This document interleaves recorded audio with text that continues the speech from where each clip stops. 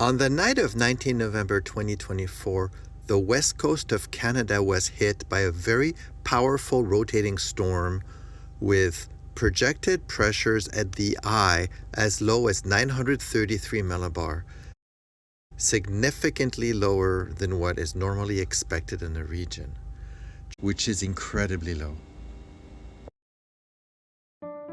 Hi, my name is Morgane, and I'm the owner of the Sena 2, a commercial fishing boat that's been operating in the Gulf of Alaska and off of British Columbian waters for many, many years. Join me as I try to bring her back while exploring the North Pacific coast of Canada with my family from my base in the Salish.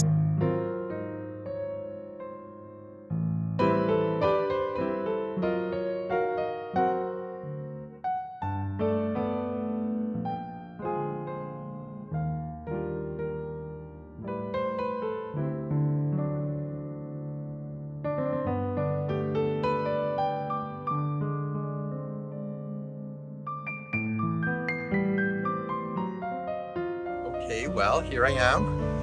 It's Monday night. We've got this big storm coming, but we're going to be sheltered from the worst of it by Vancouver Island, which is a, great big island in to the west of us. If you don't know the geography of the west coast of Canada, so we have this great big storm. It's a really beautiful rotating storm. And it's called a bomb cyclone because basically it's forming out of nowhere, and it's going to form out of nowhere when basically the Arctic air, which is that way from us. Canada is an interesting place if you're not from here. If you just go that way 5 kilometers, you're in snow. Maybe 10 kilometers, you're in snow, and you're in snow for the breadth of a continent, 5,000 kilometers or something. There's snow and ice. You go north, you get snow up until you go over the pole and down the other side, pretty far into Russia. And then to the south, we have this coastal region which doesn't have that much snow. Just like if we follow the coast, there's no snow on the coast, but the rest of the continent has snow right now, especially to the northeast of here. And what's happening is this Arctic high pressure is going to be blowing that way.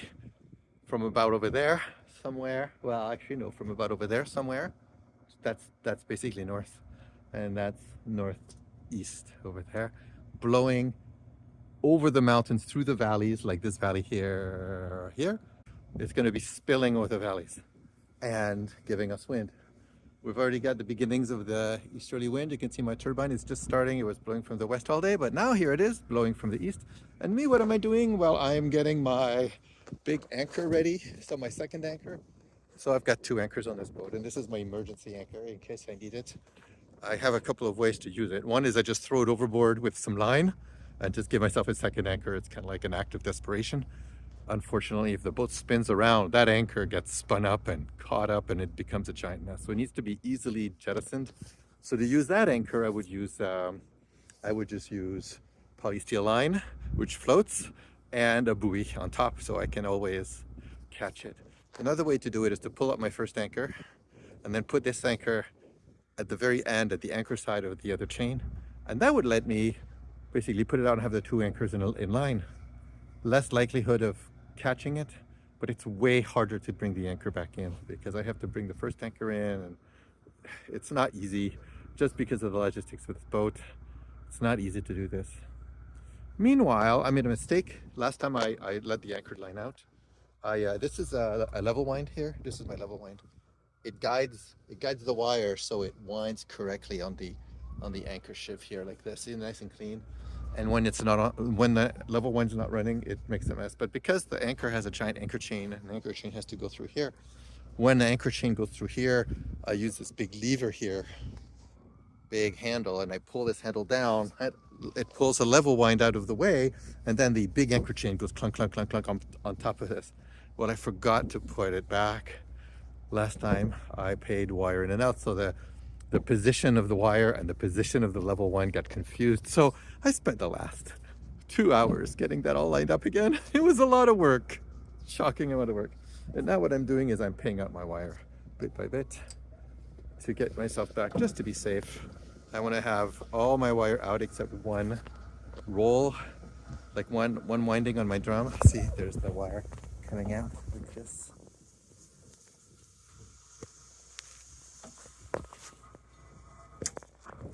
It's not the best to feed the wire not under tension, but there's not enough wind to move the Sena.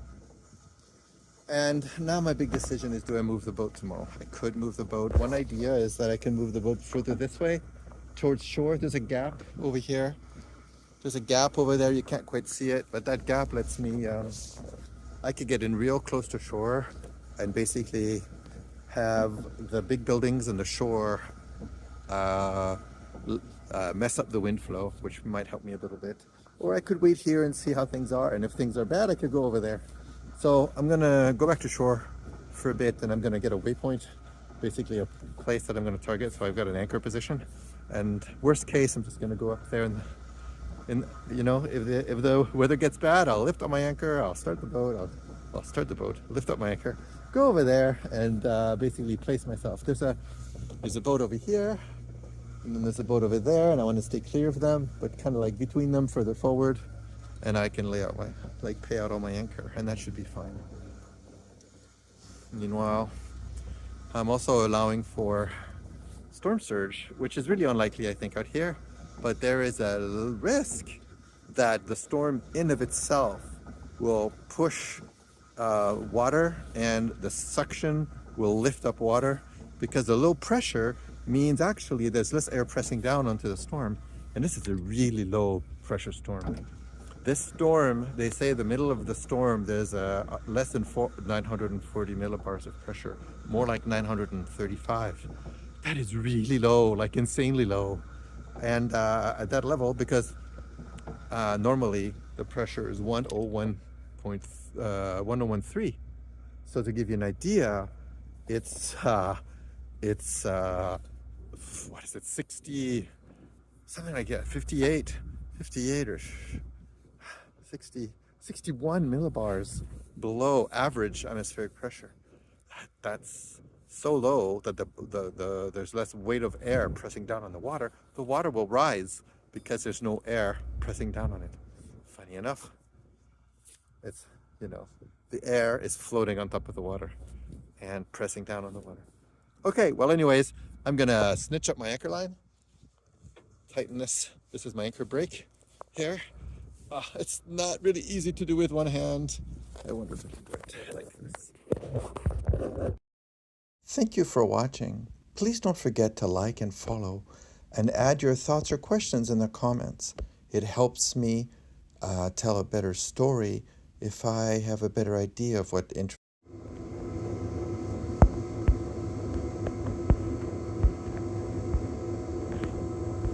Well, it's time to look at the forecast at 7 p.m. to see if things have changed or if the forecast is still predicting for roughly the same scenario. So we can see that now the depression is coming in, and it appears, and as it comes in, it starts to pick up the rotational component, and as of 7 p.m. it looks like the depression isn't going to be nudging as closely into Vancouver Island and the west coast of Oregon and Washington as prior models showed, which is good news. Maybe this means that the wind estimates are not as strong as they were. I'll take any win on that front. You know, there's a few hours to go before the wind picks up really strongly. So looking closer at the Georgia Strait and Juan de Fuca entrance, we can see definitely some fairly strong winds forecast, especially in the Gulf Islands. Now looking at my place of interest, which is where the Sena is, let's have a look. So winds picking up on this model, up and going up to 19, 20 knots or so, and then looks like they're going to be backing off slowly.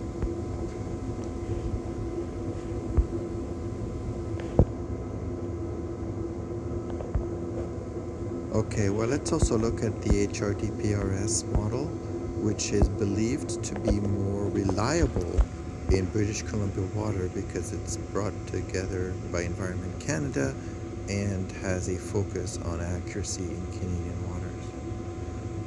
So it's predicting winds in English Bay where the Sena is up to 24 knots, it looks like. And so that's fairly higher than the NAM model. So it's definitely more pessimistic than the NAM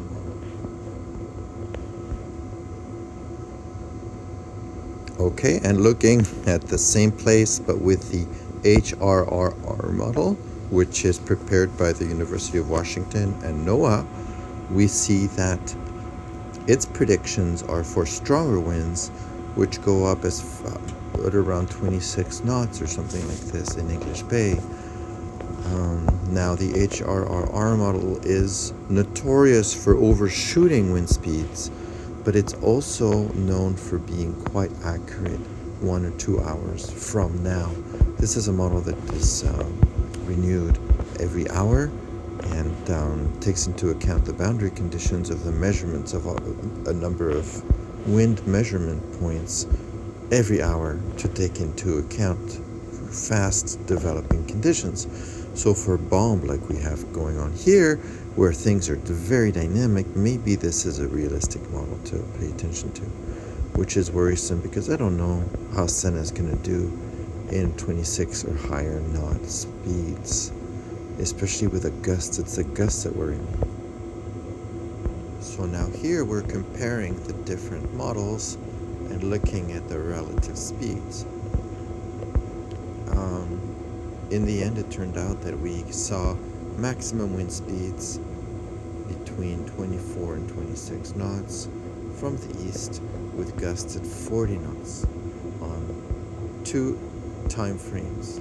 One was around 11 p.m. and the other one was around 2 a.m. Of course, hindsight is wonderful to have, but when you're planning this, you're worrying about what the models are telling you.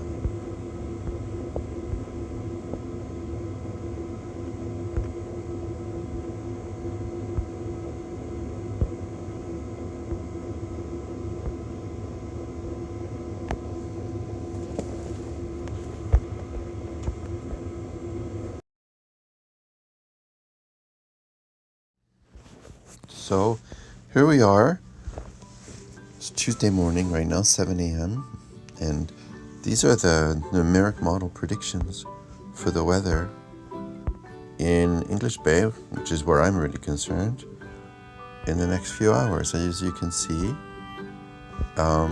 there is like an expectation of growing wind, but the models are not in agreement about how much wind. Now, not all models matter. The truth is, what matters is, to me, is NAM, HRDPS, or HRRR, and maybe ECWMF. Those are the models that tend to be right. Now, what we see is consensus of power with HRRR predicting quite a bit more wind. So that model is predicting 21 knots by 4 p.m.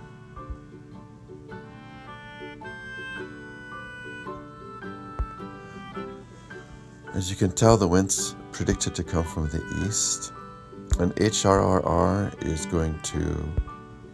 is predicting maximum wind of 39 knots from the east, 31 knots, whereas NAM predicts 22 knots maximum from the east, and the other one, HRDPS,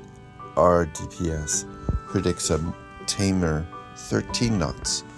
So we'll see if by 9 p.m. we get to where we go. Later in the night, we see that the maximum wind predicted by the HRDPS is 15 knots around 11 p.m. before the wind dies down. So here we are, and then the wind will die down as it clocks. The prediction is that it's going to rotate more to the south. Now HRRR is predicting an earlier movement. The software is a little bit buggy.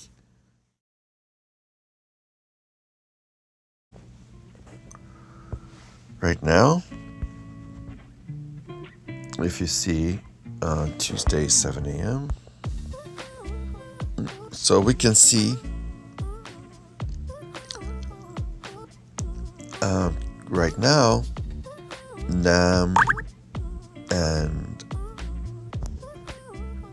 HRRR are over.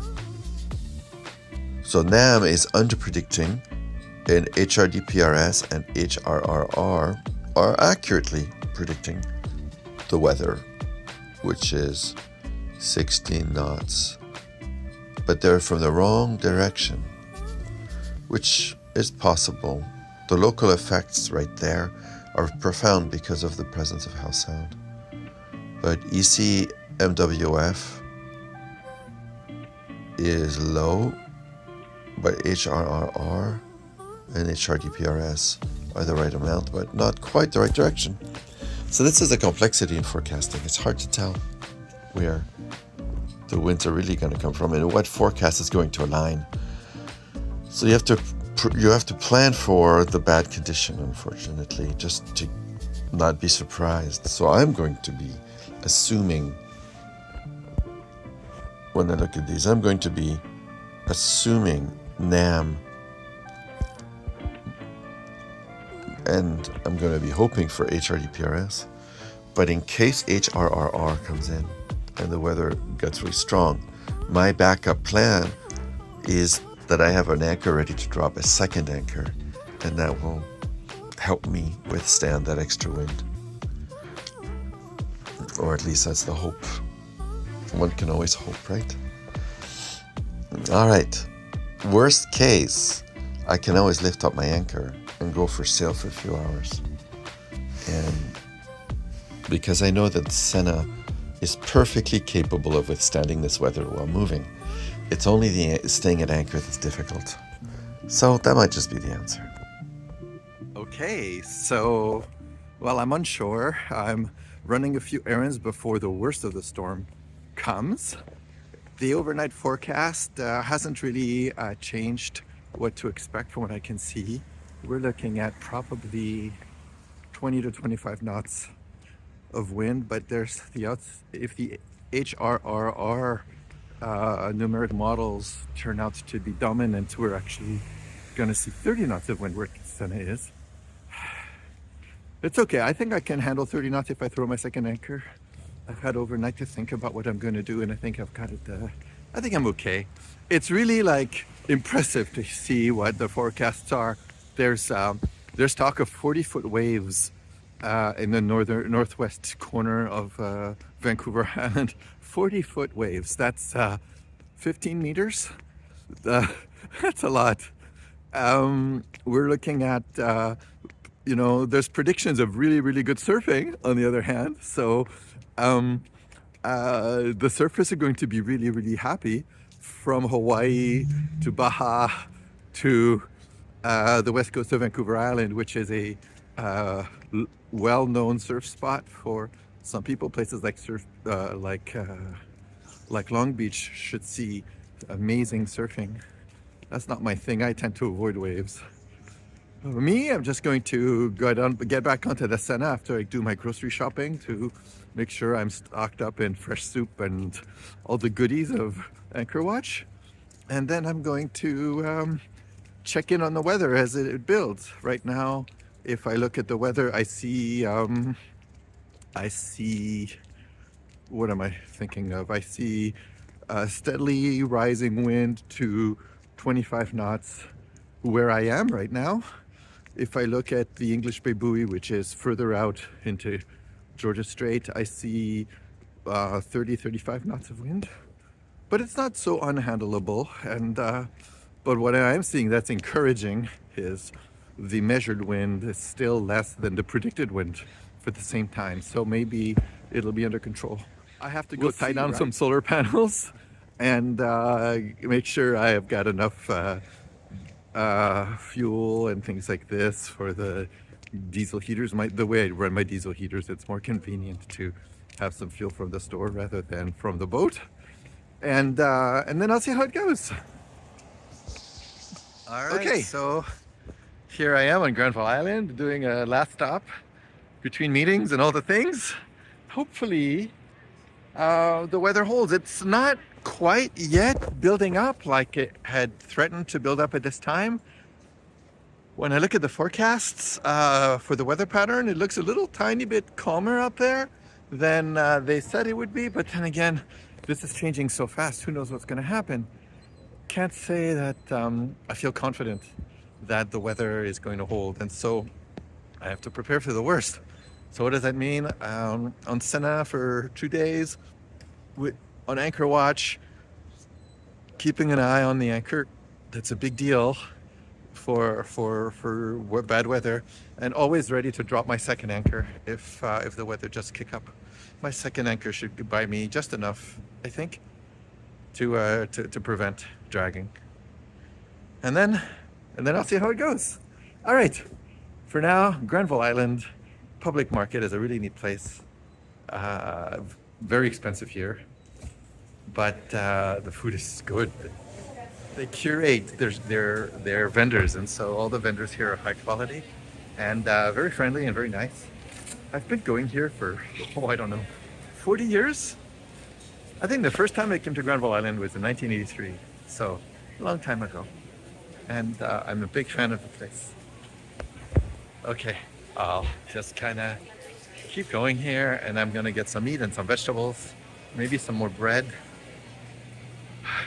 Oh no, I think I forgot to pack my butter. I have to buy more butter. Anyways, grocery shopping at Granville Island. It's not the best idea financially, but sometimes it's worth it. They also have very good soup here at the soup stand.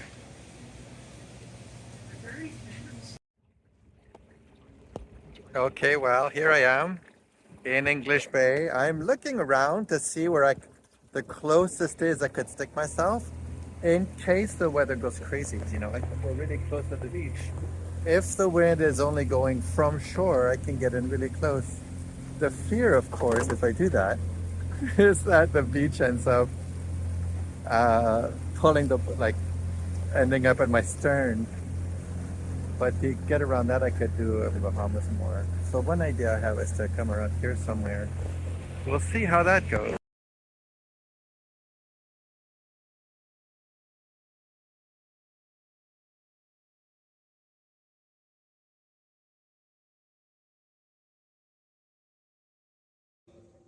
Okay, well, it's like 5:30 and the wind's picking up for sure. And I'm gonna go outside to measure it with my anemometer, which is here. I've got a little handheld wind gauge here, so I'm gonna go out and measure it. But first, I'm gonna put on my wet gear because it's windy outside and really cold. So it's like it says it's 7 degrees in Vancouver, but it feels colder than that. Maybe it's just the wind that's been playing with us. But wow, it feels cold outside. Oh, you know, I wish I had my scarf, but it's forward. It's this will be over faster. I'll use my little gloves instead. Okay. So the thing is, you have to get into the wind to do this. So let's see. I'm gonna turn on my wind gauge. So you turn it on like this. There. And then, oh, the wind gauge is missing. Oh no. It's missing the end, which fell out. It's been falling out lately. Oh, how irritating. Okay, I need to find it. Okay, I found it. My little turbine component here. Oh, that light. So I'm gonna just put it back into here on top of my little trusty ukulele. It started falling out, and you know, it's just my style to have stuff that doesn't work. Okay. Oops, 1 second. Just wrapping my phone around my hand. That way I have, okay, so I have the date sensor. It's lit. Wrapping it around my hand so I don't drop it. I don't want to drop anything. There's definitely more wind than there was. But you know what? Not that much. Can't really see how dark it is outside, but it's like this. Oh, definitely is registering wind. So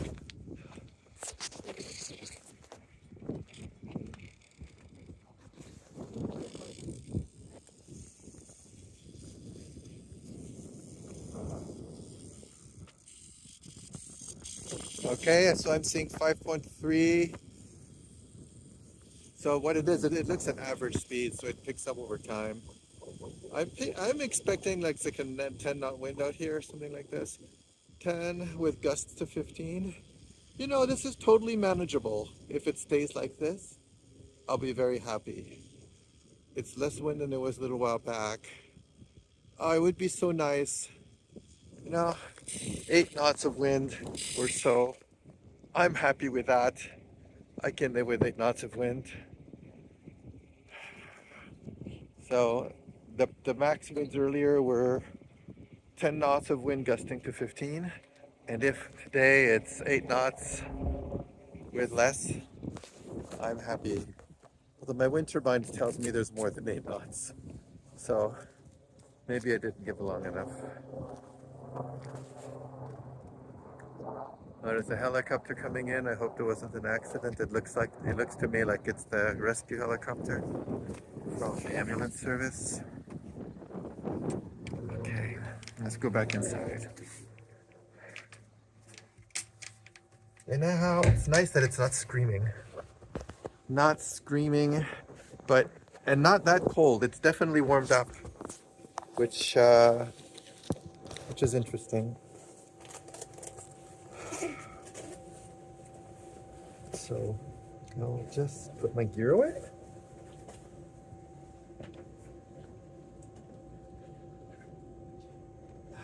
Since I'm here, I can show you the renos. So I'm currently my electrical experiment is here. It looks like a hot mess. Only an engineer could love this. I've got my 24 volt and my 12 volt systems. So the 24 volt system in a rack here and my 12 volt systems in here. And I've got, because I'm really reliant on my 12 volt for a great many things, I've got lead acid and lithium 12 volts. So I can be sure I've got something in 12 volt. Now, of course, these aren't the engine batteries. The engine batteries are down below. And then but eventually these are going to be on the other side of this wall, which is a stateroom right now. This is the pilot stateroom. And I'm going to be taking this wall down and this shelf down, and here this door and this wall here, this partition, to create an open space all the way back. I lose 2 bunks doing that. Well, I might only lose 1 bunk because I may keep the other one as a bunk. And underneath that bunk is where my main battery storage is. And you know, I'd love to know what other people are thinking when it comes to their lithium batteries. I'm mindful that lithium doesn't like water. So the best place to have it is a place where you're the least likely to have water. The pilot house is probably the least likely place to have water, except in outrageous conditions. So it'll be in a box in the pilot house under the settees that I'll have a pile of 24 volt batteries. Hopefully, I'm thinking, you know, right now I'm running 300 amp hour. I've got 300 amp hours of 24 volt and 350 amp hours of 12 volts. No, that's not right. I've got 100 amp hours of 24 volts. I keep on doing maths and I do it wrong. I've got 100 amp hours of 24 volts and I've got 280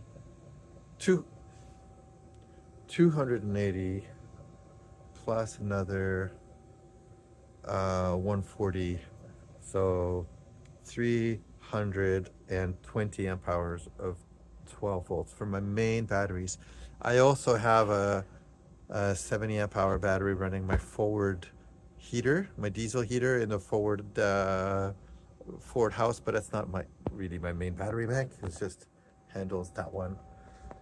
And I'm thinking that I would like to have 5 times that. And so I'll have that power up here in the pilot house on the starboard side. I've got a little bit of heel. It'll help me with the heel as well, even though probably it will do nothing for about that size. And then here what it's going to do is it's going to open it up. So I'm going to have couches, you know, some seating arrangements so you can sit and be a passenger. You can be hanging out with the skipper and not be stuck standing. And there'll be the kind of like the technical area over here. This is going to be the technical area, and then this area here is going to be just the living area, the reasonable living area. And I think that that'll do the trick. It has just got a big gust. A gust that's definitely more than 8 knots, because it's enough to move some lines that are dangling right here. You know, anything that moves my lines right there is wind. Anyhow, yeah, I'm really sensitive to the gusts right now. So what the idea is that then I'll have basically a cozier space in the pilot house. But I'd love to know what other people think. Do you tend to put your lithium batteries down low, below the waterline, for example, near your fuel tanks, or do you put your lithium batteries as far away as you can? I've got them as separated as I can from my fuel tanks and as far away as possible from water, thinking that those are the, you know, in case of fire, maybe they'll burn themselves out. Probably not likely. But, you know, maybe I can starve them of oxygen or something. I don't know. Fire on lithium ion battery fire is something that scares me. And I think there's no solution for it when it happens. Anyhow, for now, I'm on anchor watch. I'm watching the way the boat is going. You can see the anchor tread here. It's going just fine. It's not at its maximum stretch on the anchor anymore, so it's pulled back a little bit. And for what it's worth, there's downtown Vancouver. You know, very pretty. I don't know if you can see it. You probably can't see downtown Vancouver because of the glare. Oh, you can. So there's downtown Vancouver. Isn't it pretty here? And the pressure's not too bad where I am. Looking at it here, I just did a reset. We're at, this is actually kind of interesting. So this is my pressure gauge, right? I'm at 100.5 or something like this, I guess. And down here, if you look, you take this graph, down here is 940 millibars. And this pressure, the pressure that was forecast, it wasn't measured, but it was forecast, was going to be 933 millibars in the eye of this rotating storm. 933 millibars is off the scale on my marine pressure gauge. Like, there's just no expectation that a marine vessel would ever be in an environment with such a low pressure. Yet there it is out there. I think that's fascinating. The forecast right now, they talk about 940 millibars, 945. They didn't talk about below 940 that I saw. I hope that measurements will have been taken. It'll be really interesting to see if they really did hit that lower number. You know, we talk about climate change and global warming. I don't want to reach for patterns, but these really strong storms, sometimes they feel like there's more of them than there used to be. Let's hope not. All right. I'm just gonna get back to watching my anchor now. Well, it's a little bit later. I don't know, it's like 7:30 or 8 o'clock p.m. Let's see, what time is it? It's 8 p.m. Some of the forecasts say that this is peak wind, but I don't think it is. I think there'll be more. Anyways, the gusts are getting really big and their rigging is screaming when the gusts are coming through. And when the gusts pulled Sena a little bit, so it's not the end of the world if your anchor drags. We slid sideways maybe 10 feet or something like this, or downstream. You can see we're up here now, but you can see this arc here like this. We slid down like that a little bit. These are our points since then. A little bit unnerving when that happens, but it caught again. So it could just be that it dug in really deep, actually. That could just be that. I'm hoping that it's that. Anyways, keeping an extra close eye. I pulled up a bottle of cola and I'm going to drink that. I started my auxiliaries just to make sure that the main engine is ready to start if I need to. Although my strategy isn't to start the engine. My strategy, I'm planning on if I start sliding to drop a second anchor and to see if that stops my sliding. And if it doesn't, then I have to start the engine and worry about that solution. But throwing an extra, you know, 500 pounds of weight plus an anchor at the bottom will definitely help hold things a little bit more. I've never deployed it, and so I don't have the experience about deploying the anchor, and that makes me a little bit nervous, of course, as it should. Anyways, here we are. Well, the wind has died down a little tiny bit. So we peaked at 25 knots on the Sena with gusts to 40. Apparently, that's what it looks like. 40 knots is a lot. That's a big gust, and you can really hear it in the superstructure. It goes from humming to growling, and then from growling to a weird kind of whistling. Anyways, I'm glad to see that the wind is dying down a little bit, and yeah, I think I'm gonna make myself some dinner. It's like 9:30 p.m. and Jericho wind gauge is reporting like just a small drop, like 4 knots of wind, and is it still raining? It's still raining, so that's not great. The skiff is still here. Everything is fine. But it's raining much less, and it's much less nasty. So I'm just gonna heat up some soup and have my dinner.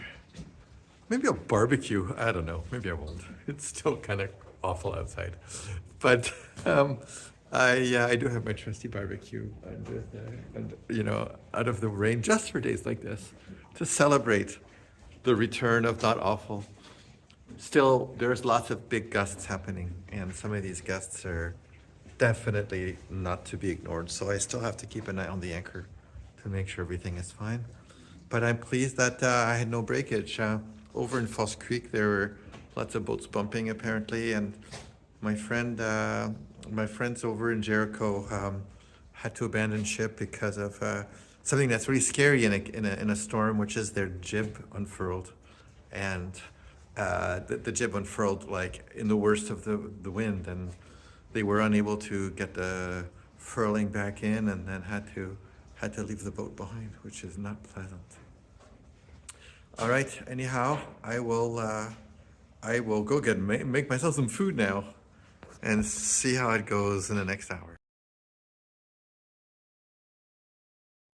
Okay. Well, the storm has passed. The wind has died down. The wind speed's gone down to 15 knots, maybe something like that right now, from what it looks like, which means that I can relax. And it's all in good time too, because I have tomorrow's a big day at work, and I have to get on a big conference call at 5 a.m. So I'm ready for bed. It's going to be so nice to have a sleep and relax and not have to worry about anchor drag. It would be so unlikely the boat drags now.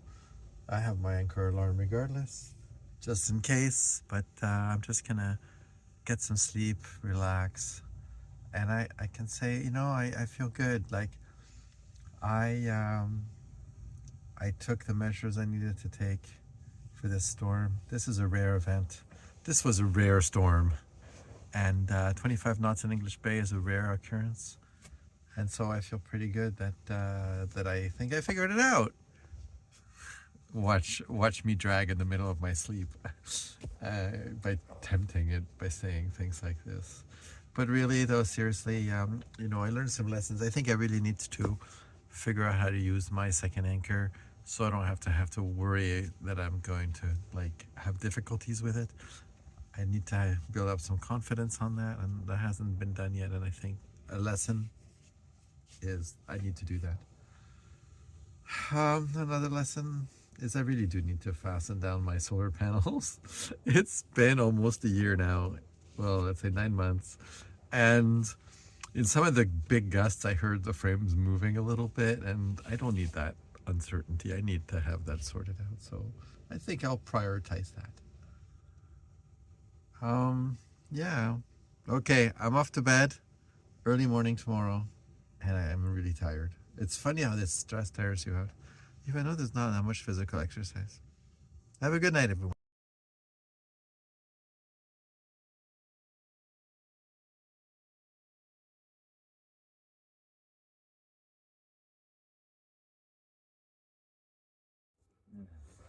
Okay, well, it was a short night. The wind picked up again, and so I had to go on anchor watch. I can't sleep when the wind is too high and the boat's moving around too much. I went on anchor watch and kept an eye on things. It had gone back up to 80% of the maximum wind that I'd seen during the night. So did that, take care of some errands. It's a great opportunity to catch up with emails and things like this. So I did that, and now I'm just making some coffee here, and hopefully I'll have my coffee ready. Yeah, coffee and toast. A nice espresso. I have one of these Breville espresso makers. I'll show you. Makes the best coffee in the universe. Says me. Let's say it makes the best coffee in the universe that I can afford. There's like an infinite level of expense that one could do on coffee, but this one will do the job for me. So, getting some of this Dairyland Joya milk, which is kind of cool. It's well, what's cool about it? It's got a really long shelf life. It's UHT milk without saying UHT, I think. For some reason in Canada, we're allergic to the concept of UHT. Like, people don't respond well to it. Whereas in Europe, it's a given. Anyways, this milk tastes pretty well. It's at a premium, but it's got a very long shelf life. So in the end, the Sena anchor track was quite clean during this scale. It stayed really tight and, didn't move too much. Meanwhile, in Sartine Island, on the northwest corner of Vancouver Island, the winds reached well above 60 knots, with gusts to 170 kilometers an hour, which is about, I think that's 80 knots.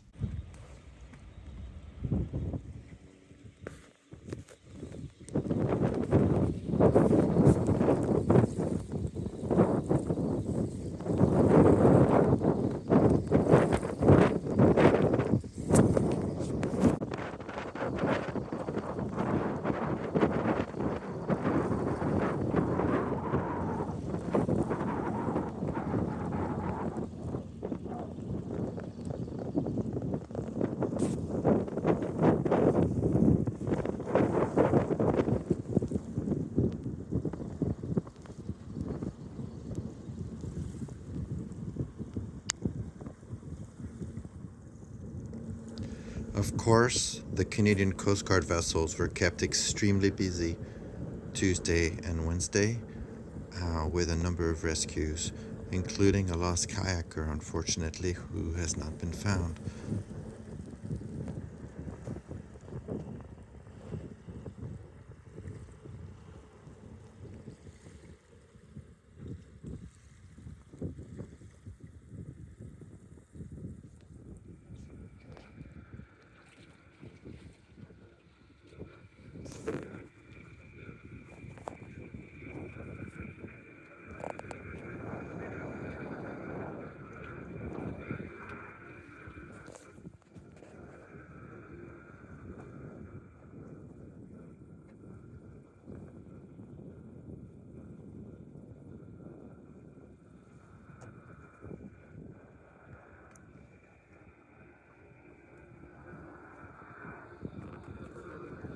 So here we are, it's day 2 of solid blowy weather.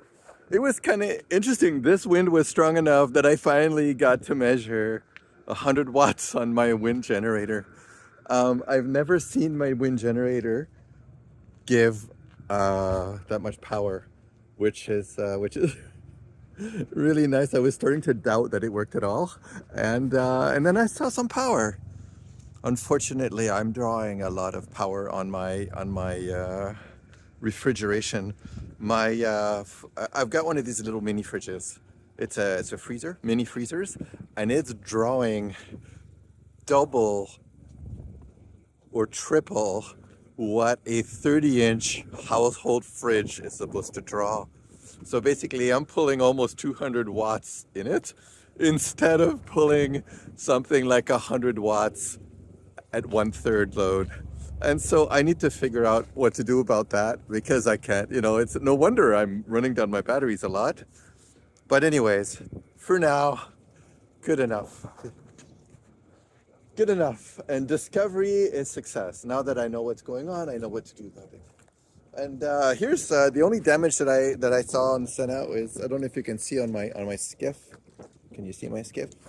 The black line in the front has worn and it's falling apart. The elastic chafed and it's dead. So I'm gonna have to fix that or replace it. Probably replace it rather than fix it. But anyhow, I'm pretty happy with the outcome. No breakage at all. Even in these enormous gusts, there were some solid gusts. So I'm pretty pleased. Okay, that's about it. I think I'm going inside now because it's cold.